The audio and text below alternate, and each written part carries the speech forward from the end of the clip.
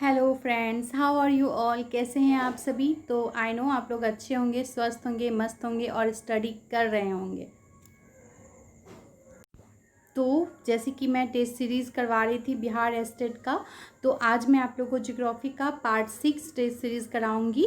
तो आप वीडियो जो है अंत तक देखिए फ्रेंड्स, और लाइक कर दे। सबसे पहले आप वीडियो को लाइक, शेयर और सब्सक्राइब करें अपने फ्रेंड तक। तो चलिए ज्योग्राफी का पार्ट 6 टेस्ट सीरीज़ स्टार्ट करते हैं। और अगर आपने इसके पहले का नहीं देखा है तो आप प्लेलिस्ट पर जाके एक बार वॉच करें।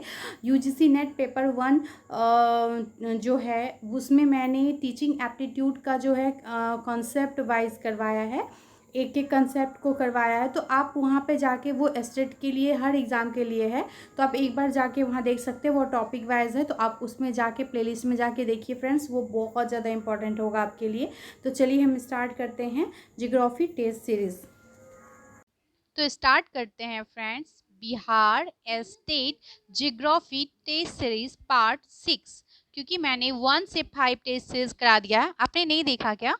तो आप जाके जरूर एक बार देखो और उसके बाद आप इसको देखो। इसको देख के अभी आप उसको देख सकते हो। तो ये टेस्ट सीरीज आप हमारे साथ लगाते चलो, और लाइक मॉक टेस्ट के जैसा, क्योंकि क्वेश्चन पढ़ने के दौरान ही आप आंसर सोचो तो पता चलेगा और कितना सही हो रहा है। आप कमेंट्स में जरूर लिखना फ्रेंड्स। तो चलिए लेट्स स्टार्ट करते हैं। और मैं आपको बता दूं कि मैं पेपर 1 जो कंपलसरी है उसको भी करवा रही हूँ। तो मेरे प्लेलिस्ट में टीचिंग एप्टीट्यूड ऑल एग्जाम बोल के होगा, उसमें आप देख सकते हो। और मैंने मास्टर वीडियो पॉलिटिकल साइंस का बनाया, वो काफ़ी यूजफुल है, सिर्फ बिहार बोर्ड का ही है उसमें फ्रेंड्स।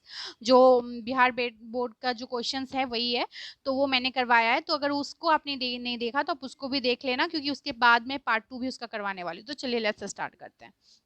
कयाल निम्नलिखित में से क्या है? तो कयाल जो है वो निम्नलिखित में से बोल रहा है क्या है? ऊपरी गंगा मैदान में पाए जाने वाले निम्न भूमि के क्षेत्र है, या केरल तट पे पाए जाने वाले लैंगून है, या उच्च हिमालय भागों में पाए जाने वाले घास के मैदान है, या हिमालय प्रदेश में पाए जाने वाले फलोद्यान है?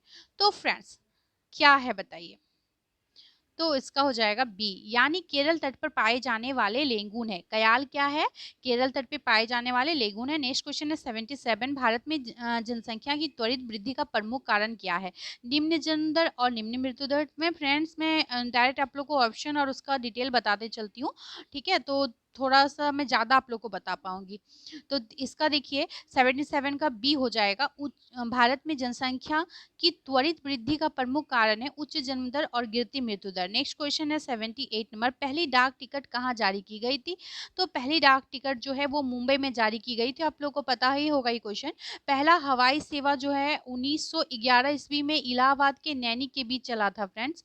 नेक्स्ट है 79, भारतीय भूवैज्ञानिक सर्वेक्षण की स्थापना कब की गई? तो भारतीय भूवैज्ञानिक सर्वेक्षण की स्थापना जो है 1851 ईस्वी में की गई थी। भारतीय भूवैज्ञानिक सर्वेक्षण की स्थापना आपको मैंने बताया 1851 में की गई थी। इसका मुख्यालय कोलकाता है फ्रेंड्स।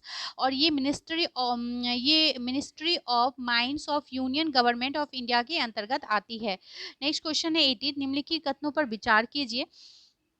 तो जैसे कि भारत के कुल भौगोलिक क्षेत्रफल का लगभग 20% क्षेत्र वन के रूप में है, और कुल वन क्षेत्र में लगभग 40% सघन वन क्षेत्र है।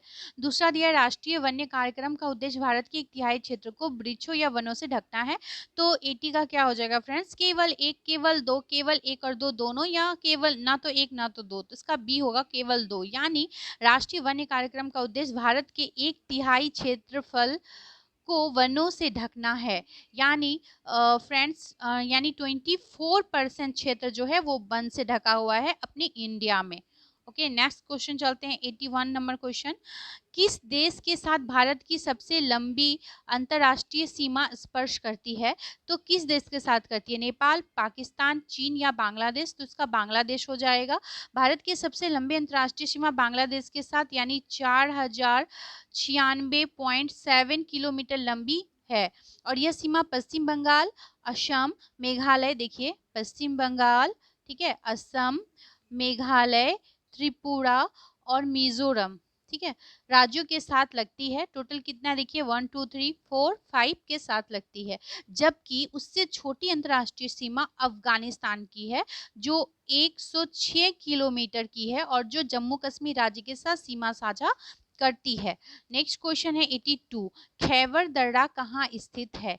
तो भूटान, बांग्लादेश, भारत या पाकिस्तान? तो खैबर दर्रा पाकिस्तान में है। खैबर दर्रा उत्तर पश्चिमी पाकिस्तान की सीमा और अब पाकिस्तान के काबुलिस्तान मैदान के मध्य हिंदू कुश श्रेणी के सफेद कोह पर्वत श्रेणी में स्थित है। इस दर्रे के मध्य जो है माध्यम से भारतीय उपमहाद्वीप और मध्य एशिया के बीच फ्रेंड्स आवागमन संभव हो पाया है। तो ये खैबर दर्रा हमारे इंडिया के लिए भी काफी इंपॉर्टेंट है। नेक्स्ट है 83, देखते हैं, निम्नलिखित भारतीय मिट्टियों में से कौन सा बेसाल्ट लावा के अपक्षय के कारण निर्मित हुई है? तो वो कौन सा है? रेगुर मिट्टियां हैं। रेगुर मिट्टी के कारण क्या हुआ है? भारत में रेगुर मिट्टी का निर्माण बेसाल्ट लावा, जिसको बेसाल्ट लावा के अपक्षय के कारण हुआ है। इसे काली मिट्टी, कपासी मिट्टी और उष्ण कटिबंधीय चरणोजम मिट्टी के नाम से भी जाना जाता है। दक्कन पठार के ऊपरी भाग में विशेष रूप से महाराष्ट्र, ये महाराष्ट्र जहां मुंबई है, मध्य प्रदेश, गुजरात और कर्नाटक में ये मिट्टियां पाई जाती है। यानी आप देखो तो ये जो इंडिया के अधिकांशतः साउथ में जो है ये मिट्टी पाई जाती है। नेक्स्ट क्वेश्चन देखते हैं, भारत का सबसे बड़ा वनस्पति संग्रहालय कहाँ स्थित है? तो सबसे बड़ा वनस्पति संग्रहालय जो है वो कोलकाता में है। भारत का सबसे बड़ा वनस्पति संग्रहालय शिवपुर, कोलकाता, पश्चिम बंगाल में स्थित है। यह विश्व के बड़े वनस्पति संग्रहालयों में से एक है। विलियम रॉस वर्ग ने इसकी स्थापना 1795 ईस्वी में किया था। किसने किया था? विलियम रॉक्स वर्ग ने। नेक्स्ट क्वेश्चन है 85, ब्रह्मपुत्र नदी उद्गम से लेकर डेल्टा तक निम्नलिखित में से किन किन देशों से गुजरती है फ्रेंड्स? तो देखिए, ब्रह्मपुत्र नदी जो है वो उद्गम से लेकर डेल्टा तक सबसे पहले चीन में उसका उद्गम हुआ है, चीन के बाद भारत आती है, देन वो बांग्लादेश में जाती है। तो ब्रह्मपुत्र नदी तिब्बत में कैलाश पर्वत पर चेमायुंग डुंग ग्लेशियर, क्या नाम है फ्रेंड्स, एक बार मेरे साथ बोलिए, चेमायुंग डुंग ग्लेशियर में स्थित मानसरोवर झील से निकलती है और भूटान, तिब्बत, जो चीन सांगपो, भारत में जो दिहांग और ब्रह्मपुत्र, बांग्लादेश में जमुना उसका नाम है, ने प्रवाहित होने के बाद बांग्लादेश की खाड़ी में गिरती है। तो देखिए, जो ब्रह्मपुत्र है उसका चीन में क्या नाम है? सांगपो है, ठीक है, और भारत में क्या नाम है? दिहांग है, और बांग्लादेश में जब ये जाती है तो इसका नाम क्या हो जाता है? जमुना हो जाता है। नेक्स्ट क्वेश्चन देखिए 86, राष्ट्रीय केला अनुसंधान केंद्र कहाँ स्थित है? तो राष्ट्रीय केला अनुसंधान केंद्र तिरुचिरापल्ली में है। राष्ट्रीय केला अनुसंधान केंद्र तिरुचिरापल्ली कहाँ पे है? तमिलनाडु में है, स्थित है। यह केले के उत्पादन में वृद्धि के लिए फसल उत्पादन, फसल सुधार और फसल का संरक्षण पे कार्य करता है फ्रेंड। नेक्स्ट देखिए 87, खरीफ की फसल बोई जाती है। तो खरीफ की फसल कब बोई जाती है? उत्तरी पूर्वी मानसून के अंत में बोई जाती है खरीफ की फसल। तो भारत के प्रमुख आयरन एवं स्टील, अच्छा, तो ये खरीफ की जो फसल है वो दक्षिणी पश्चिमी मानसून के प्रारंभ होने पर बोई जाती है, ठीक है, दक्षिणी पश्चिमी मानसून। चावल, ज्वार, मक्का, कपास, मूंग आदि प्रमुख खरीफ की फसलें हैं। इसकी अवधि जून से अक्टूबर तक होती है फ्रेंड्स।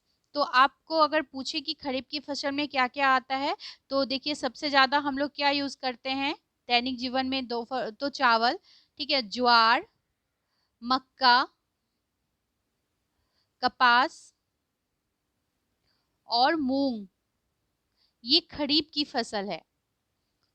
नेक्स्ट 88, भारत के प्रमुख लौह इस्पात उद्योग किस पठार पर स्थित है? तो ये कहाँ स्थित है? तो छोटा नागपुर पठार में स्थित है। इनमें से राजस्थान की सबसे महत्वपूर्ण परियोजना कौन सी है?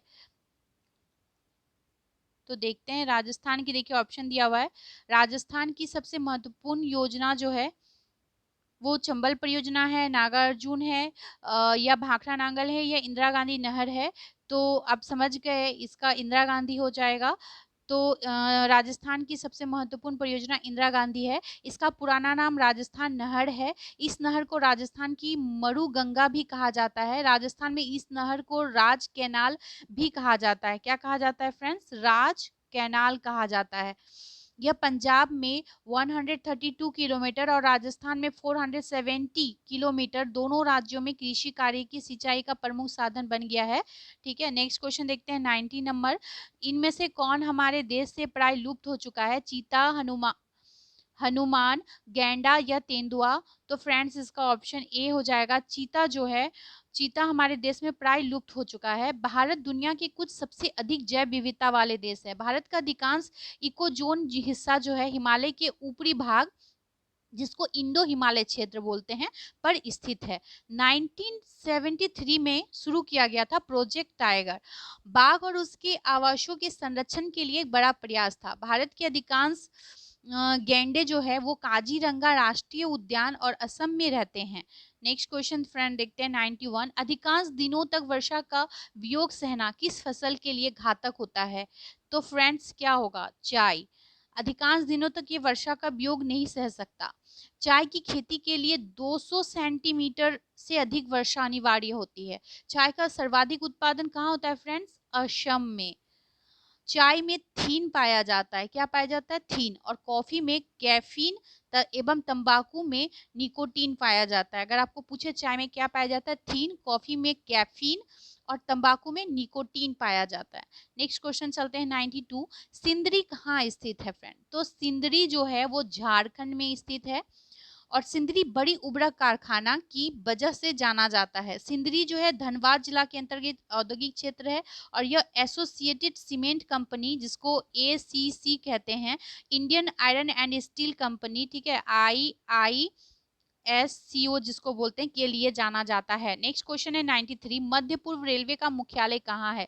तो मध्य पूर्व रेलवे का मुख्यालय हाजीपुर है। ठीक है। रेलवे जोन जानते हैं आप टोटल कितने हैं? तो 5 रेलवे जोन है, जिसमें पूर्व रेलवे जोन जो है उसका शहर वो कहाँ पे है? पूर्व रेलवे जोन कोलकाता, पूर्व तट रेलवे भुवनेश्वर, उत्तर मध्य रेलवे इलाहाबाद और मध्य रेलवे मुंबई, पश्चिम मध्य रेलवे जबलपुर हो जाएगा। नेक्स्ट क्वेश्चन चलते हैं 94। उच्चावच प्रदर्शन की हैश्योर विधि का विकास किसने किया था? तो देखिए ये होगा लेहमान। उच्चावच प्रदर्शन की जो हैशियर विधि का विकास जो है लेहमान ने किया था। उच्चावच धरातल की ऊंचाई नीचाई से बनने वाले प्रतिरूप है। पृथ्वी पर 3 प्रकार के उच्चावच पाए जाते हैं। प्रथम प्रथम श्रेणी के अंतर्गत महाद्वीप और महासागर बेसिन आता है। द्वितीय श्रेणी के अंतर्गत पर्वत आ जाता है, पठार आ जाता है, मैदान आ जाता है, झील आता है। और तृतीय श्रेणी के अंदर सरिता, भूमिजल, पवन, हिमनद आदि आता है। किसी क्षेत्र में अपर्दन की प्रक्रिया द्वारा प्रभावित हो सकने वाली उपलब्ध ऊंचाई को ही हम स्थानीय उच्चावच कहते हैं। नेक्स्ट तो मैंने आपको इसका क्या कहा? लेहमान। नेक्स्ट देखते हैं 95। सुनामी का कारण क्या है? तो सुनामी का कारण क्या है? समुद्र के भीतर जो भूकंप है वो सुनामी का सबसे बड़ा कारण है। आप जानते हैं सुनामी का कारण समुद्र के अंदर जो भूकंप आता है वो है। सुनामी लहरों के पीछे वैसे ही कई कारण होते हैं, लेकिन सर्वाधिक प्रमुख कारण भूकंप को ही माना जाता है। भूकंप के अलावा जमीन धंसने, ज्वालामुखी फटने, किसी भी तरह का विस्फोट होने और कभी कभी उल्कापात होने की सुनामी की लहरें उठती है। सुनामी जिसको एक जापानी भाषा का शब्द है। नेक्स्ट क्वेश्चन चलते हैं 96 नंबर। भारत की मानक देशांतर रेखा किस नाम नगर से गुजरती है? तो भारत की जो मानक रेखा है फ्रेंड्स वो इलाहाबाद से गुजरती है। कहाँ से? इलाहाबाद से। भारत की मानक देशांतर रेखा, मानक देशांतर रेखा को मानक समय रेखा भी कहते हैं और यह रेखा प्रयागराज यानी इलाहाबाद, ठीक है, इलाहाबाद नैनी में स्थित है। मानक समय रेखा भारत के 5 राज्यों से होकर गुजरती है। कितने? 5 राज्यों से होकर।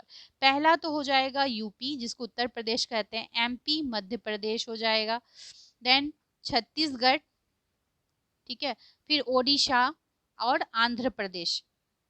ये जो हो जाएगा 5 राज्य। नेक्स्ट क्वेश्चन देखते हैं 97 नंबर। निम्नलिखित तथ्यों में सही कथन का चयन करें। तो देखिए इसमें जो है बी, यानी भारत उपोष्ण कटिबंध में है तथा उष्ण कटिबंध में भी है। ठीक है, तो ये जो है बी और डी, यहाँ पे जो है ना दोनों सही है, बी और डी। डी में देखिए क्या बोला? भारत एशिया के उत्तर के मध्य भाग पर स्थित है। तो यहाँ सही कथन का बोल रहा है, लेकिन इस ऑप्शन में जो है दोनों कथन ही दिया गया है फ्रेंड्स। भारत एशिया के मध्य के उत्तर एशिया के उत्तर के मध्य भाग में स्थित है। कौन सी नदी जो है वो भ्रंश घाटी से होकर बहती है? तो फ्रेंड्स कौन सी नदी भ्रंश घाटी से होकर बहती है? इसका हो जाएगा ताप्ती नदी जो है भ्रंश घाटी से होकर बहती है। देखिए भूपटल के क्या होता है, भौगोलिक प्लेटें दबाव और तनाव के कारण संकुचन की अवस्था में नहीं रहती। जब भी प्लेटें खिंचाव अधिक बढ़ जाती है, दोनों में क्या होता है, एक इधर खींच रहा है दूसरा इधर खींच रहा है, जब खिंचाव अधिक हो जाता है तब अथवा शिलाओं पर दोनों पार्श्व पड़ा दबाव उनकी सहन शक्ति के बाहर होती है, तब शिलाएं उनके प्रभाव से विस्थापित हो जाती है अथवा टूट जाती है। एक ओर की शिलाएं दूसरी ओर की शिलाओं की अपेक्षा नीचे या ऊपर चली जाती है, इसी से भ्रंश का निर्माण होता है। ठीक है, नेक्स्ट है 99। मेघालय निम्नलिखित में से कौन सा क्षेत्र वृष्टि छाया में पड़ने के कारण सूखाग्रस्त रहता है? तो शिलोंग जो होगा वो होगा फ्रेंड्स, जैसे मेघालय में की राजधानी है शिलोंग एवं बेंगलुरु वृष्टि छाया में पड़ती है, दोनों होगा, लेकिन यहाँ बेंगलुरु ऑप्शन में नहीं दिया तो शिलोंग सिर्फ हम लोग बोलेंगे। 100 में देखते हैं भारत के वनों में किनका निवास है? तो देखिए भारत के वनों में जनजाति के लोगों का, यानी भारत के वनों में जनजातियों का निवास है। थैंक यू फ्रेंड्स, उम्मीद करती हूँ आज का सेशन आपको अच्छा लगा है। तो आप जो है thank you watching for my full video. और फ्रेंड अगर अब तक आपने सब्सक्राइब नहीं किया है तो मेरे चैनल को आप सब्सक्राइब कर ले और अपने फ्रेंड तक शेयर करें, ज़्यादा से ज़्यादा लोगों को बताएं और एक साथ सभी जो है आप लोग इस चैनल के साथ जुड़े। फ्रेंड्स अगर आप मेरे साथ जितने भी मैं टेस्ट सीरीज करवा रही हूँ करेंगे तो 150 120 मार्क्स आना तो कंपलसरी है फ्रेंड्स, आराम से आपका, क्योंकि मैं आपको फर्स्ट पेपर का भी करवाती हूँ जो सभी विषय के लिए है और देन सोशल साइंस का मैं सिर्फ करवा रही हूँ विशेष करके। Thank you friends.